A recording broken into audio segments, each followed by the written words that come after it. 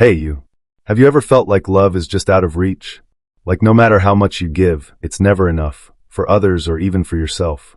Maybe you've poured your heart into relationships, only to feel empty, unseen, or like you're chasing something that keeps slipping away. Or perhaps you've asked yourself, why don't I feel worthy of love? If any of that hits home, you're not alone. Today, we're diving into the wisdom of Carl Jung, one of the greatest minds in psychology, to uncover a truth that could change everything. No one will love you until you understand this. Jung believed that the key to love, real, deep, transformative love, starts with understanding yourself. Not the version of you that you show the world, with the perfect smile and the curated social media posts, but the raw, messy, hidden parts of you that you might not even want to look at. This isn't just about self-help buzzwords or quick fixes. It's about diving into the depths of your psyche, where your fears, dreams, and truths live. Jung's teachings are like a map to your soul, guiding you to love yourself and, in turn, attract the kind of love that lasts. So, grab a coffee, maybe a notebook, and let's take this journey together. Ready to discover what Jung knew about love and self-discovery? Let's go! Part 1. Why love starts with you. Let's start with a question that might sting a little. When was the last time you truly chose yourself? Not in a selfish way, but in a way that says, I'm worthy of my own time, attention, and love.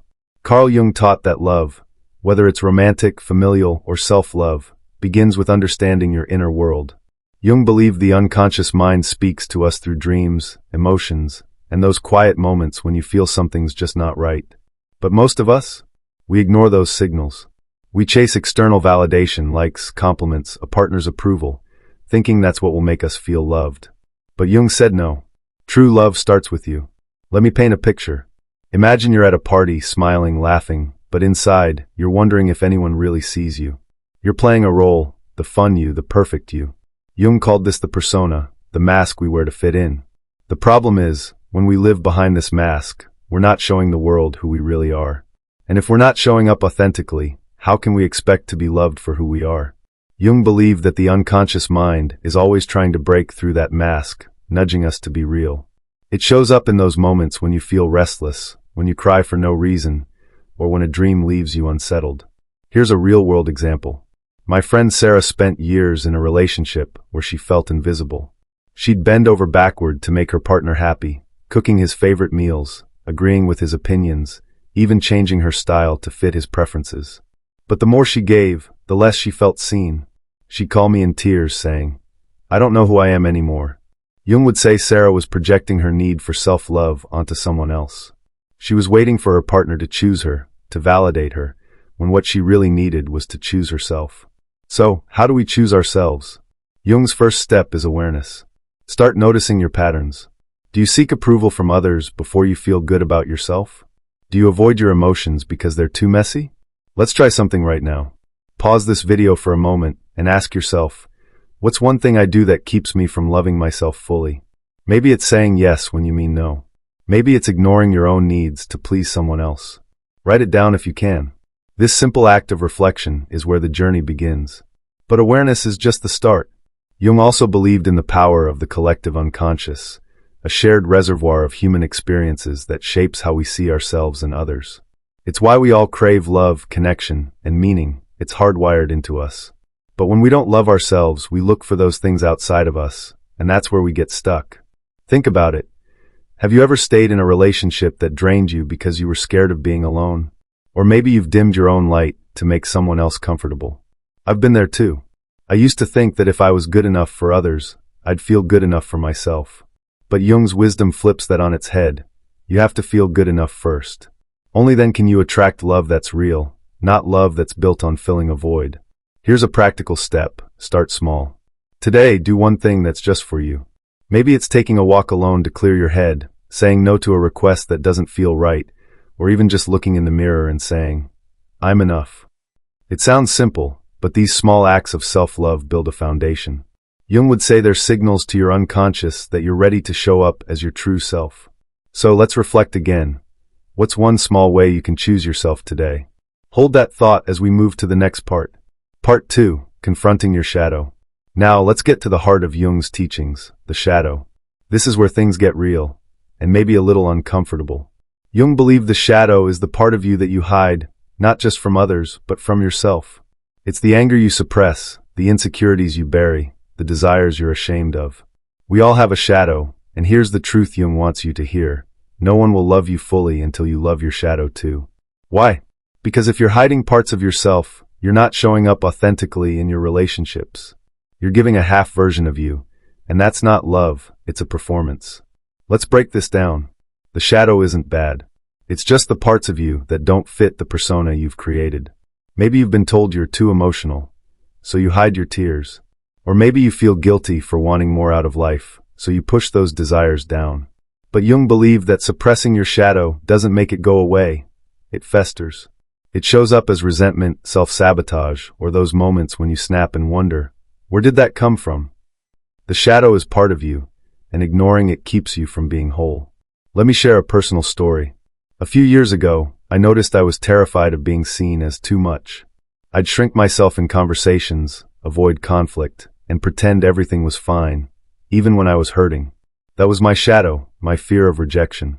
I thought if I was always agreeable, people would love me. But the truth? I was rejecting myself before anyone else could. When I started owning those feelings, admitting them in therapy, journaling about them, even talking to friends, something shifted. I felt freer, more real. And my relationships got deeper because I was showing up as me, not a watered-down version. Here's where Jung's wisdom gets practical. Confronting your shadow doesn't mean becoming perfect or fixing yourself. It means being honest. Try this exercise. Take a piece of paper and write down one thing you're ashamed of. Maybe it's jealousy, a mistake you made, or a fear you don't want to admit. Now ask yourself, what would it look like to accept that part of you? Not to act on it destructively, but to say, this is part of me, and that's okay. Jung believed that integrating your shadow, acknowledging it without judgment, makes you whole. And when you're whole, you attract love that's real, not love based on a mask. Let's look at another example. Meet Lisa, a woman I worked with in a coaching group. Lisa was a people pleaser, always putting others' needs first. But deep down, she was angry at herself for never speaking up, angry at others for taking her for granted. That anger was her shadow, and it was eating her up inside. Through journaling and therapy, Lisa started exploring that anger. She realized it wasn't bad. It was a signal that she needed to set boundaries. When she started saying no and prioritizing herself, her relationships changed. Some people left her life, but the ones who stayed loved her for her authenticity, not her compliance. Here's another layer of Jung's teaching. The shadow often shows up in projection. Have you ever met someone who just irritates you for no clear reason? Jung would say that's your shadow talking. Maybe they're expressing something you've suppressed in yourself, like confidence, vulnerability, or ambition. Next time you feel triggered, ask, what about this person is reflecting something I'm not owning in myself? This is tough work, but it's liberating. It's like shining a light into the dark corners of your mind and realizing there's nothing to fear. So let's pause for reflection. What's in your shadow? What part of you have you been ignoring or judging? And what would it feel like to embrace that part, just a little? Write it down, think about it, or share it with someone you trust. This is the work of self-love, and it's the foundation for being loved by others. Part 3. The journey of individuation. We've talked about choosing yourself and confronting your shadow. Now let's dive into Jung's ultimate teaching, individuation. This is the process of becoming your true self, integrating all parts of you, light and dark, to live authentically. Jung said, the privilege of a lifetime is to become who you truly are. That's what individuation is about. And here's why it matters for love. Until you know who you are, you can't fully give or receive love. You're just playing a role, hoping someone will fill the gaps. Individuation is a lifelong journey, not a destination. It's about peeling back the layers of who you think you should be to discover who you are. Jung believed this process involves listening to your unconscious, which speaks through dreams, intuition, and even synchronicities, those meaningful coincidences that feel like the universe is nudging you. For example, have you ever had a dream that felt so vivid you couldn't shake it? Or met someone who changed your perspective in a way that felt fated? Jung would say that's your unconscious guiding you toward wholeness. Let's look at a story. Alex, a guy I met at a personal growth workshop, seemed to have it all. Great job, charming personality, a string of relationships. But he felt empty. He'd jump from one partner to another, hoping each one would complete him. Sound familiar? Jung would argue that no one can complete you. You have to do that yourself. Alex started exploring his unconscious through dream journaling. One recurring dream was about a locked door he couldn't open. With some reflection, he realized that door represented parts of himself he'd ignored: his creativity, his need for solitude. When he started painting again and carving out time for himself, he felt more alive. And that's when he met someone who loved him for him, not for what he could provide. Individuation also involves confronting archetypes, universal patterns in the collective unconscious that shape how we experience life. One archetype Jung talked about is the anima, for men, or animus, for women, the inner feminine or masculine energy that influences how we relate to others. If you're a woman, maybe your animus shows up as a need for independence or logic that you've suppressed to seem soft. If you're a man, maybe your anima is the emotional side you've buried to seem strong. Integrating these energies helps you balance yourself, which makes you more open to love. Here's how you can start individuation. First, pay attention to your dreams. Jung saw them as messages from the unconscious. Keep a notebook by your bed and write down what you dream about. Ask, what's this trying to tell me? Second, reflect on your values. What matters to you, not your parents, society, or your partner? Maybe it's creativity, freedom, or connection. Third, take small steps toward authenticity. Maybe it's pursuing a passion you've ignored, setting a boundary, or speaking your truth. Ask yourself, what's one step I could take today to be more me? Let's try another example. Maria, a viewer who commented on one of my videos, shared that she always felt like she had to be the perfect daughter, employee, friend. But deep down, she wanted to travel, write, and live on her own terms.